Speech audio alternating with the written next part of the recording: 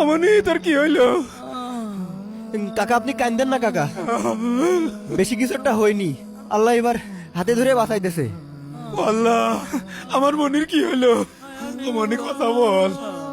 কাকা, এই সব দোষ আপনার। আপনার বাড়ির উঠোনে আপনার ছেলে বক্স নিয়ে এসে এভাবে নাচানাচি করছে, আপনি একটা বারও থামতি কননি, একটা বারও নিজে প্রতিবাদ আমি কি করেন। আর আগে জানতাম আমার মনির এই দশা হবে? মুরব্বী মানুষটা ওরে কতবার করে বলল, মনি গানটা বাজাস নে, ও শুনল না। আপনার কাছে যাই কইলো, আপনিও কোনো প্রতিবাদ করলেন না। সেই মুরব্বী মানুষটা মসজিদে যায় কান্নাকাটি করছে, আল্লাহর কাছে দোয়া করছে, বাড়ি টিকতে পারছে না তাই।